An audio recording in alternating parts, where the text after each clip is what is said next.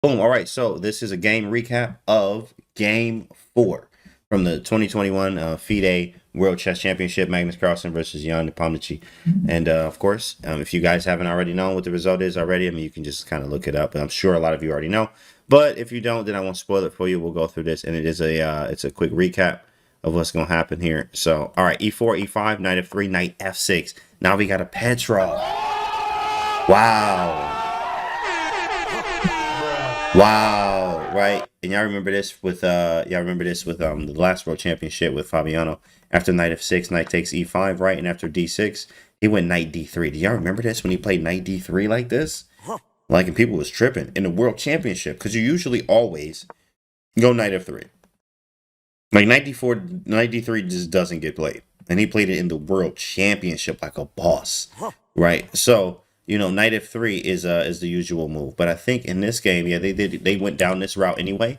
And after knight f3, knight takes e4. Now this is also called the Russian. Hence, you know, Jan is a Russian. Okay, so this Petrov is also called the Russian defense in a way. So him being a Russian, playing this and like doing what he does, right? This is kind of funny, but it's a very rock solid opening. Fabiano was actually a big favorite of this, and he used it successfully in a draw, at least successfully, meaning drawing Magnus and not losing any games, but was able to use this as well. It's also one of his pet lines. Fabiano loves the Petrov. It's a pretty solid thing, and a lot of times they say, I remember they say in the Petrov, if white doesn't play correctly, black has all the fun, quotation marks, and you don't want that to happen to you, you know. Not to mention you got the Stafford Gambits. Now, of course, this is the World Championship, right? But that Stafford Gambit stuff, like knight takes e5, knight c6, right? And then you got the Stafford Gambit, and then all you little Stafford players, you know, everybody getting all hyped. Oh, it's the Stafford. Oh, my goodness. Oh, my goodness. Oh, no, my queen, right? The Eric Rosen stuff. Now, it actually is pretty nasty and scary for the unprepared player. But if it is a prepared player, once you play h3 at the right moment, it really kind of cuts out a lot of the theory or the tricks that you will usually face. Of course, this is the World Championship. That didn't happen. So after knight f3 and then knight takes e4, the regular stuff, he played d4. Now you also have the knight c3 move as well, is what I was used to and played a lot, actually, even in tournament play. Knight to c3, and after knight takes, this is what GMs like to play. Takes, and you have this extra pawn for protection on this side of the board. Play continues bishop f4 or e3. You castle queenside, queen d2, h3, and g4. Right, bishop goes to d3 or c4, rook to g1. You try to mate. Sometimes they go queen side, so now it's double edged, or castle king side, where it's like opposite side castles. Whoever gets to the king first is going to win. Black goes c5, bishop a6, bishop e6, queen a5, and try to mate you. You know, so this is literally a battle of who gets to the king first. So a lot of times this is played. It is playable. D4 is more of the more trendy. We would say these days. D4 is more trending. D5, when D5 puts the bishop on D6. And then bishop D3, this is extremely solid for both sides. Bishop D6 and castles, and after the castles move, C4. This is Wesley So has some theory on this. Wesley So, in fact, has super deep theory in this line, in particular with the C4 line. I think he plays it a little bit earlier. But after C4, it's just trying to undermine this pawn. Of course, obviously, it's defending the knight, so you don't take it, so he defends it. Right, and then he plays rook e1 to attack the knight. Pretty simple chess here, right? Bishop to f5, right, defending the knight even more. And it's really solid, symmetrical. My pieces are developed. In fact, if you flip the board here, look at this. Who is ahead on development, right? It feels like black is. Castle, two bishops out. You're trying to catch up as white. So, in fact, I mean, black's just doing just fine here. And then queen to b3, which is interesting, can be played. I'm used to seeing, I think, knight to c3. It's been played a lot after taking, but that's just draw-like. He wanted to mix it up a little bit, make some threats. Queen b3, queen d7, defending. Honestly, this game went really nowhere, guys. I mean, for real. Bruh. Like, this really went nowhere. After queen to d7, knight to c3, finally doing it, right? Allowing knight takes c3, and after knight takes c3, what do you do here, chat? If you remember this, if you've seen this before, cool. If you haven't, you can try to guess right now. It is white to move. What do you actually do in this position? What do you actually do in this position right here? Oh shoot! What you just put in there, WV? Sorry, I deleted it already. What y'all do, chat? C5. Okay, yeah, we'll check it out after this. to do this analysis. What is it though? WP C5 pawn. We play C5. Well, you could in between, tween. Okay. Take with the B pawn, says Red Hot Mama. Okay. Bishop takes F5 from Dr. Giuliano. Take the pawn and play rook B1. Okay. All right. Take with the pawn. Wow. Taking with the pawn. That's so nice, Chad. That's what's up. As you see the eval bar go down, go ahead, come here. Come get this garbage real quick. Garbage? What's wrong with him? What is this move? Disgusting. Bishop takes D3. This is the World Championship match. It's the World Championship. Bruh. You can't be doing that. You can't do that at all. So in fact, you can't even take that. So you have to take with the queen. This is why I'm not in the World Championship.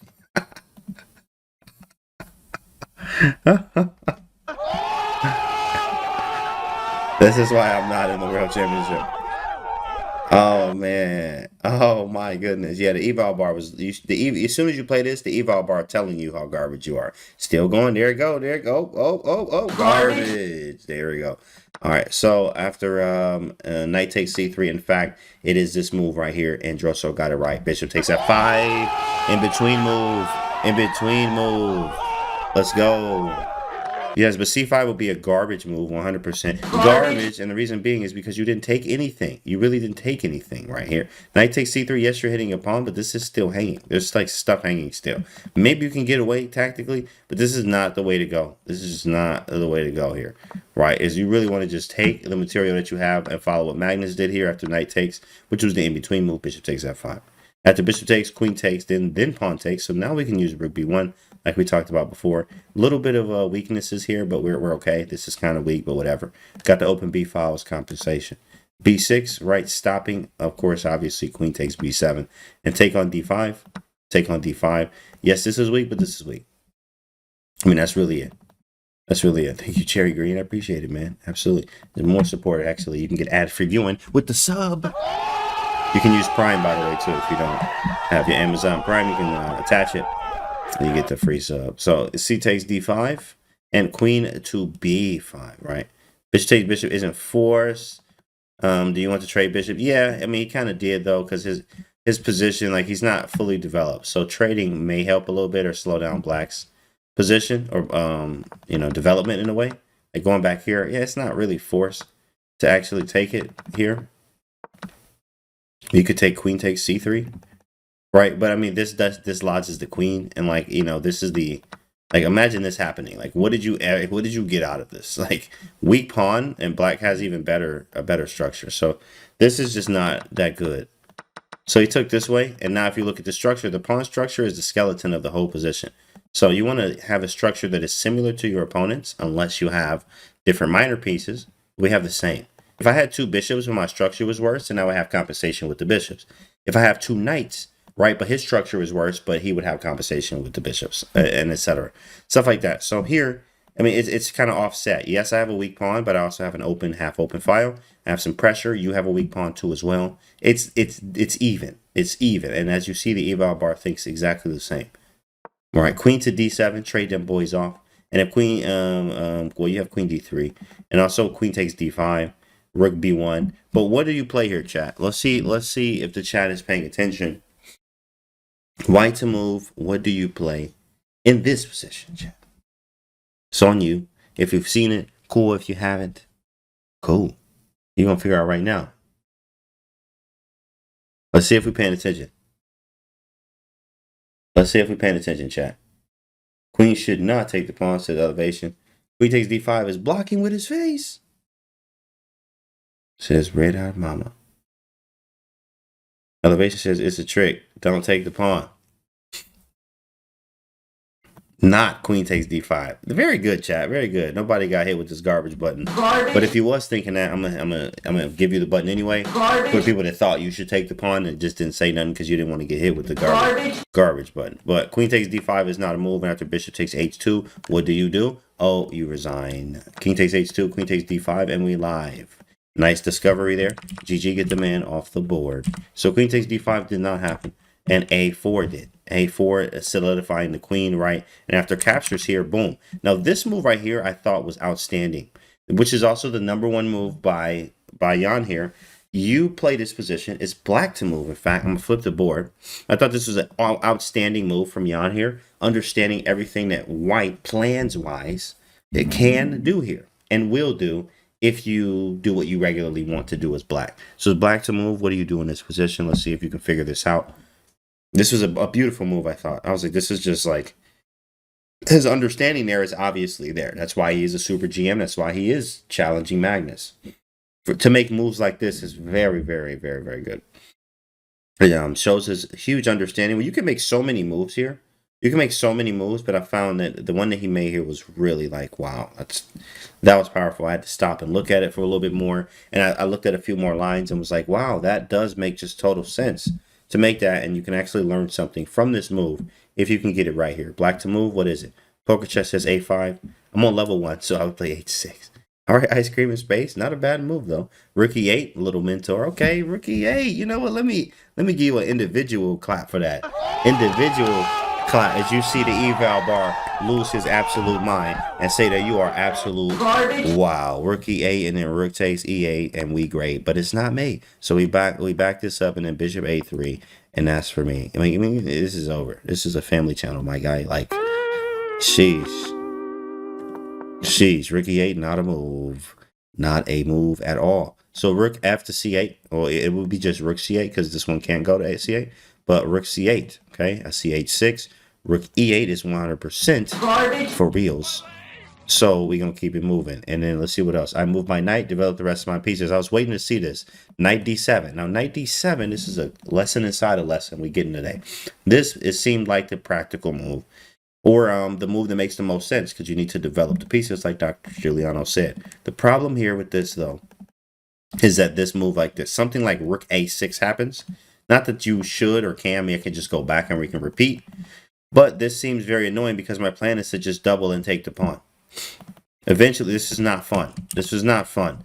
Now, of course, you could go Knight B8, but this is a problem. Plus, the knight's kind of weird looking. But here we go. Right. So, in fact, this is when Jan played. He played A5.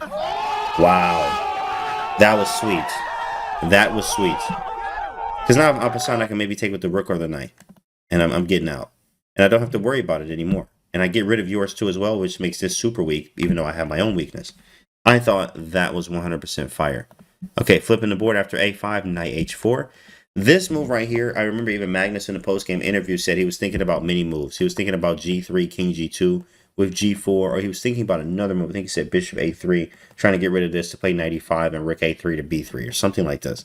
Something in that realm, but he said he just chose on Knight H4 to make it a little bit different. And after Knight H4 threatening Knight F5, what does he do? He stops it, right? It's good to read the board. As you get stronger, you can start reading the board and start like really asking yourself, well, you should do this anyway. What is he trying to do? Knight H4 is trying to go F5. So we stop him. Cool. G4, what is he trying to do? Maybe play G5 or something like that. So he says, I'm going to take this time to develop my knight and get it out. Knight back to G2, get some squares for the knight. And then Bishop to F4, right? And he hit this weak pawn because it's super weak. No chance. He said, best defense is offense. So after captures, and you get one and I get one. But now look at this structure. When you look at this, this is hard to press. As if I'm white here, I have a weakness here, I have a weakness here. In fact, and a weakness here. Now, white has more weaknesses than black does. Even though black has this one, I have more because this is kind of overextended in a way.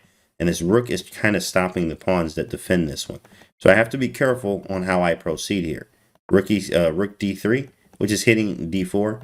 Natural move. Rook E7 attacking the knight. Knight F8, and I thought he had something here after he found this little check and hit him there. And I was like, oh, snap. Like, oh, here we go, right? And I thought he was working him. I really did. How many of y'all thought he was working him right here, right? And then after King G8, he played D5, and I was like, yo, my man's Magnus. Hey, out here. He working right now. Like, he working, bro. And then after A4, then Magnus sat around. And actually, if you look at this, look at the eval bar, by the way, too, as well, says zeros. This is a scary looking position now because this A pawn can run. If I ever get this, now I got two pass pawns. I got me and the homie. And we run it through here, and it's going to be a problem. And something's queening, and you don't actually have enough. You only have a knight and a rook. It usually takes, this is principal chess, it usually takes, you know, the rule of +2 or 3 or more pieces for a successful attack. We don't have enough, and the rook is covering this. The best defense and offense for a pass pawn is behind it. So look at this one, behind it. Offense, behind it, defense. Right, so this is not good. You can't push. Oops, you can't push. I mean, you can push, but you can't push further than d6 here, right? And then you also can double, but you know the a pawn looking scary. So you can understand Magnus's choice here of after knight f6, king g7, g5, locking it in a little bit, and then after g5, a3 and check. And he just took a perpetual here. This pawn's getting way too close. A2 is a moment away.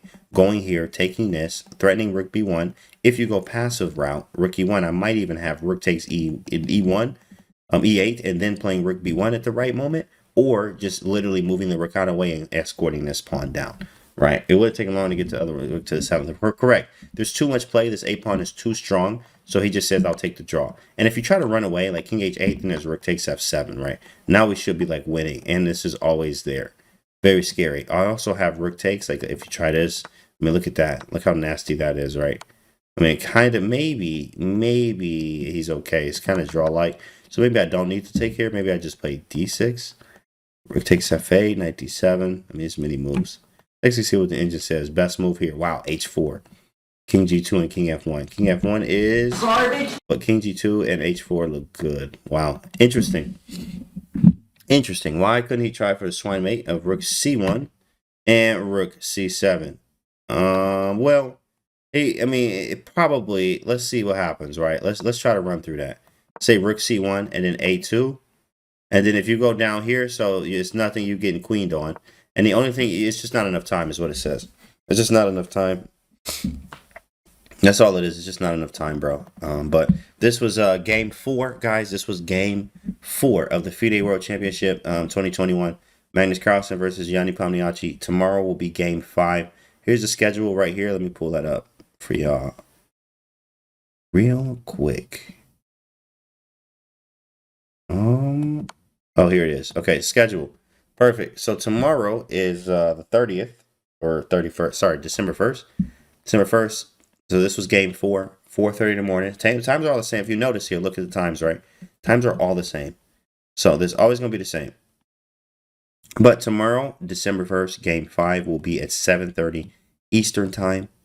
If you're Eastern, where I am, New York time, Los Angeles time, Pacific time, 4:30 in the morning, and then your other times are here, as you can see, corresponding. So I'll see y'all there on the analysis for that one.